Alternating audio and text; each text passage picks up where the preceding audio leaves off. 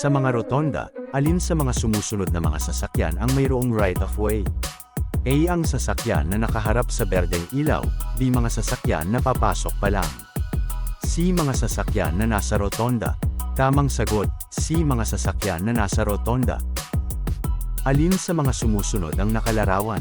A. Delikado ang kurbada sa kaliwa, B. Delikado ang kurbada sa kanan. C. Babala ng sangandaan. Tamang sagot, A. Delikado ang kurbada sa kaliwa. Sakay ng manual clutch backbone na motorsiklo, may asong biglang tumawid sa iyong daan. Alin pa ang dapat mong gamitin upang matamo ang maximum na preno upang hindi masagasaan ang aso? A. Kaliwa, B. Kanan, C. Pareho. Tamang sagot, B. Kanan. Ano ang magiging resulta ng hindi pagpatay ng signal light matapos lumiko mula sa interseksyon? A. Makakapagpapalito sa lahat ng mga nasa daan, B. Makakapagpapalito sa lahat ng mga motorista, C. Makakapagpapalito sa mga tagapagpatupad ng batas pantrapiko. Tamang sagot, A. Makakapagpapalito sa lahat ng mga nasa daan. Kung kailangan mong magsuot ng salamin sa mata upang makakita ng malinaw, kailan mo dapat ito isuot kung ikaw ay nagmamaneho? A. Sa hindi magandang panahon, B. Sa gabi, C. Sa lahat ng oras. Tamang sagot, C. Sa lahat ng oras. Ang kumikislap na dilaw na ilaw ay signal na nagpapahiwatig na dapat A. Bagalan ang takbo at magpatuloy kapag ligtas, B. Ipagpatuloy ang kasalukuyang bilis, C. Magmabilis. Tamang sagot, A. Bagalan ang takbo at magpatuloy kapag ligtas. Alin sa mga sumusunod ang nakalarawan? A. Madulas na kalsada, B. Papalaki ang kalsada, C. Papaliit ang kalsada. Tamang sagot, C. Papaliit ang kalsada. Ang traffic light ay nagpalit mula sa berde pa dilaw habang pasangandaan ka. Ano ang dapat mong gawin? A. Magpatuloy lang sa iyong kasalukuyang bilis, B. Huminto kahit na nasa sangandaan, C. Huminto bago magsangandaan. Tamang sagot, C. Huminto bago magsangandaan. Kumpletuhin ang tamang pahayag. Hindi mo dapat gamitin ang busina kapag ang iyong sasakyan ay nakatigil. A. Maliban kung ang isang gumagalaw na sasakyan ay maaaring maging sanhi ng panganib, B. Maliban kung ito ay ginagamit lamang ng saglit, C. Maliban sa pagbigay ng senyales na nakarating ka na. Tamang sagot, A. Maliban kung ang isang gumagalaw na sasakyan ay maaaring maging sanhi ng panganib. Aling lane ang dapat mong piliin matapos kang lumiko pa kanan mula sa interseksyon patungong one-way street? A. Manatili sa pinakakanan na lane, B. Manatili sa pinakaloob na lane, C. Manatili sa gitna ng kalsada. Tamang sagot, A. Manatili sa pinakakanan na lane. Ano ang dapat gawin ng isang driver kung siya ay dadaan sa isang kalye na maraming tao na tumatawid? A. Bagalan ang takbo, maging alerto o maingat at tingnan kung ligtas ang pagdaan, B. Magpatuloy sa normal na bilis ng takbo, C. Bumusina at pailawin ang mga headlights. Tamang sagot, A. Bagalan ang takbo, maging alerto o maingat at tingnan kung ligtas ang pagdaan. Bakit nakapinta ang rumble strip sa kalsada? A. Upang matulungan kang mapanatili ang tamang distansya ng paghihiwalay, B. Upang tulungan kang pumili ng tamang linya, C. Upang malaman mo ang iyong bilis. Tamang sagot, C. Upang malaman mo ang iyong bilis. Kung liliko pa kanan, nararapat na. A. Bagalan ang takbo, manatili sa pinakalabas na bahagi ng daan at mag-signal upang lumiko sa kanan, B. Manatili sa kaliwang daan ng kalsada at mag-signal upang lumiko sa kanan 15 metro bago lumiko, C. Manatili sa kanang daan ng kalsada at mag-signal upang lumiko sa kanan 30 metro bago lumiko. Tamang sagot, A. Bagalan ang takbo, manatili sa pinakalabas na bahagi ng daan at mag-signal upang lumiko sa kanan. Kailan ka maaaring maghintay sa dilaw o yellow box sa sangandaan?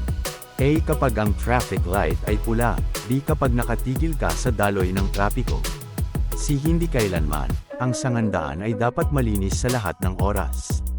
Tamang sagot, C. Hindi kailanman, ang sangandaan ay dapat malinis sa lahat ng oras. Ayon sa RA 4136, ang student driver's permit ay dapat hindi bababa sa edad na A. 16 na taong gulang, B. 18 taong gulang, C. 20 taong gulang. Tamang sagot, A. 16 na taong gulang. Kung ito ang plaka ng iyong sasakyan, kailan mo dapat i-renew ang rehistro upang maiwasan ang multa? A. Hanggang ika-19 na araw ng ikalawang buwan ng taon. B. Hanggang ika-9 na araw ng ikalawang buwan ng taon. C. Hanggang sa huling linggo ng ika-4 na buwan ng taon. Tamang sagot, C. Hanggang sa huling linggo ng ika-4 na buwan ng taon. Sino ang may prioridad sa interseksyon kung may dalawang sasakyan na dumating? A. Ang sasakyang nasa kaliwa ang prioridad. B. May prioridad ang higit na malaking sasakyan. C. Ang sasakyang nasa kanan ang may prioridad. Tamang sagot, C. Ang sasakyang nasa kanan ang may prioridad.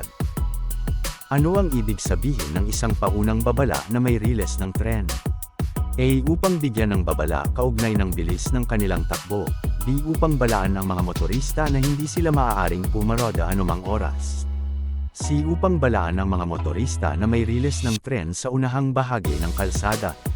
Tamang sagot, C. Upang balaan ang mga motorista na may riles ng tren sa unahang bahagi ng kalsada.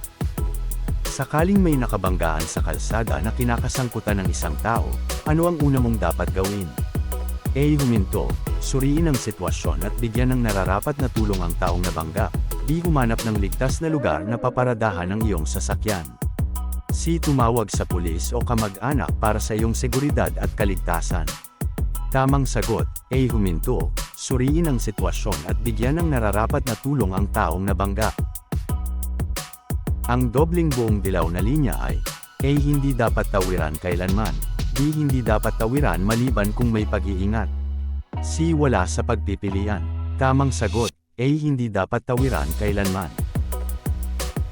Alin sa mga sumusunod ang nakalarawan? A. Bawal pumasok. B. Huminto ka. C. Magbigay ka. Tamang sagot, D. Huminto ka. Ang ibig sabihin ng dobleng puting putol-putol na linya sa daan ay A. Bawal na mag-overtake sa kaliwang parte. B. Bawal na mag-overtake sa kanang parte. C. Pwede kang mag-overtake sa kaliwa o sa kanan kapag walang panganib. Tamang sagot, C. Pwede kang mag-overtake sa kaliwa o sa kanan kapag walang panganib. Ang paglipat ng linya sa sangandaan ay A. Napakaligtas. B. Ligtas. C. Hindi ligtas. Tamang sagot, C. Hindi ligtas. Ang traffic sign na ito ay nagsasabing magbigay ng karapatan sa daan. A. Baligtad na tatsulok. B. Patayong tatsulok. C. Hugis na parehaba na may pulang border. Tamang sagot, A. Baligtad na tatsulok. Ang bilis ng pagmamaneho mo sa gabi ay dapat nakadepende sa A. Pisikal at mental na kondisyon at husay ng driver. B. Kakayahan ng sasakyan at lagay ng panahon. C. Lahat ng sagot. Tamang sagot, C. Lahat ng sagot. Ang traffic signs na nagbibigay ng impormasyon tungkol sa mga batas at regulasyong pantrapiko na kung hindi papansinin ay ituturing na paglabag ay tinatawag na A. Regulatory signs. B. Warning signs. C. Informative signs. Tamang sagot, A. Regulatory signs.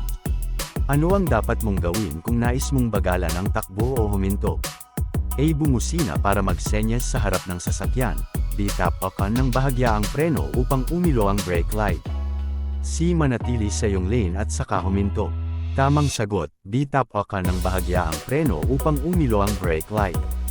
Ano ang maximum at pinahihintulutang lapad ng saddle box o bag?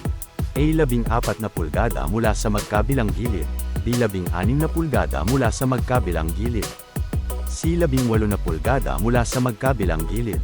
Tamang sagot, A. 14 na pulgada mula sa magkabilang gilid. Aksidente kang nakabangga ng taong naglalakad. Ano ang unang dapat mong gawin? A. Tulungan ang taong naglalakad.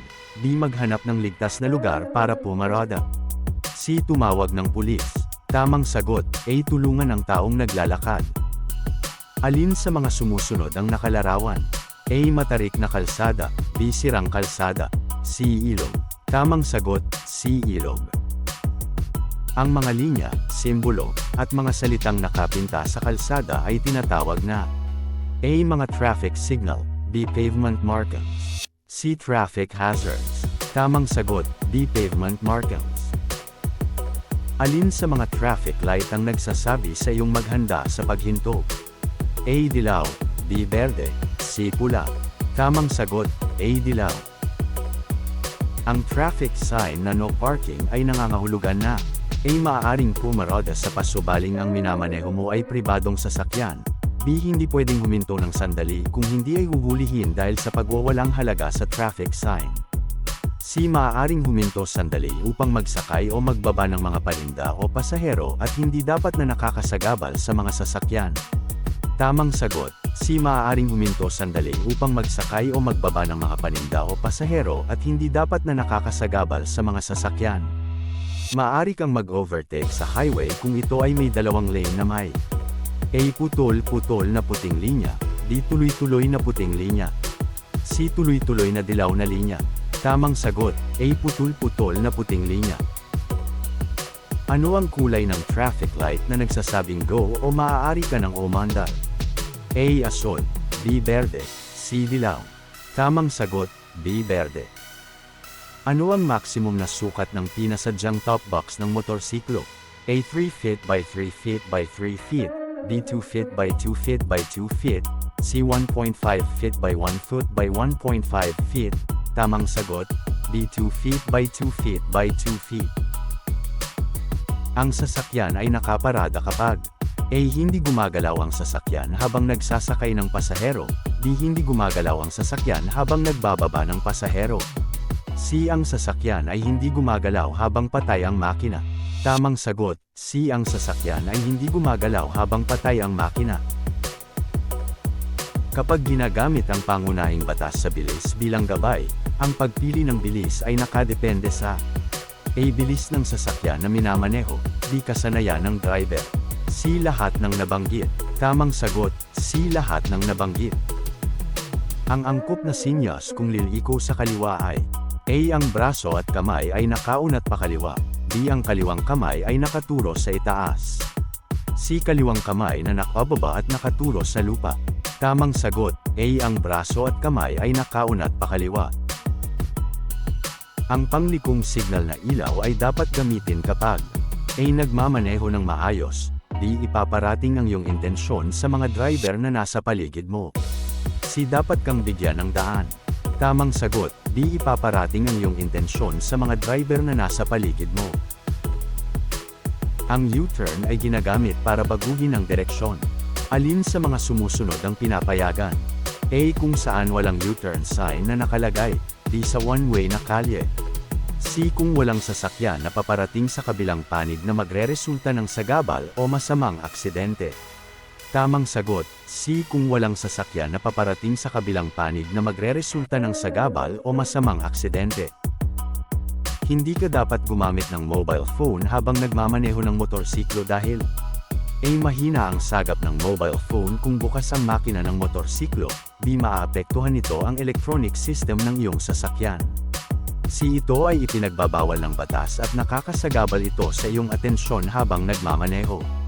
Tamang sagot, C. Ito ay ipinagbabawal ng batas at nakakasagabal ito sa iyong atensyon habang nagmamaneho.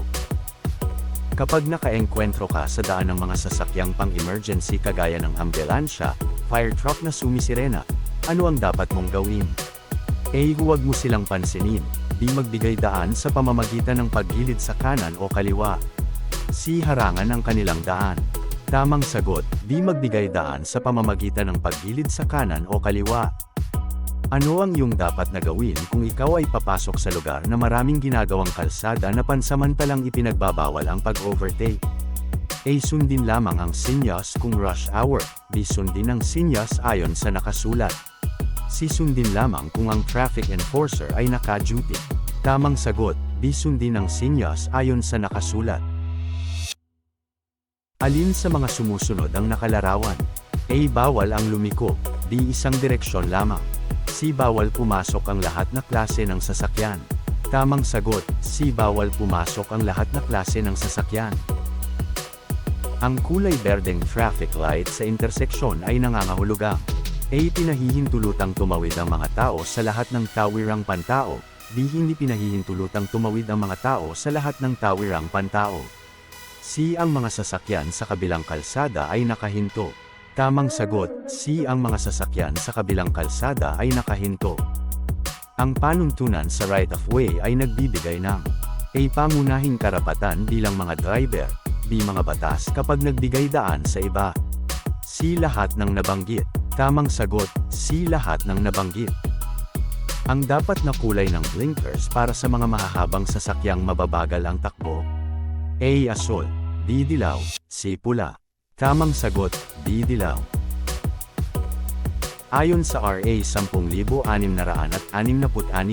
ang bata ay maaaring sumakay sa motorsiklo kung siya ay nakasuot ng standard protective helmet, komportableng naabot ng mga paa ang standard foot peg at A. Nakakakapit ang bata sa rider's seat handle, B. Nakakahawak sa balikat ng driver, C. Nakakayakap ng 360 degrees sa baywang ng driver.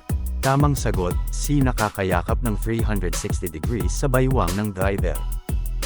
Kapag papalapit sa isang crosswalk o linya ng taong naglalakad, dapat kang A. Bumusina nang huminto sa pagtawid ang taong naglalakad, B. Huminto at maghintay sa taong naglalakad, C. Bilisan ang iyong bilis. Tamang sagot, B. Huminto at maghintay sa taong naglalakad. Sa rotonda, alin ang may karapatan sa daan? A. Ang sasakyang nakaharap sa berdeng ilaw, B. Ang sasakyang papasok pa lamang sa rotonda, C. Ang sasakyang nasa paligid ng rotonda. Tamang sagot, C. Ang sasakyang nasa paligid ng rotonda. Sa panahon ng pagkakasakit, ang iyong kakayahan sa pagmamaneho ay maaaring humina.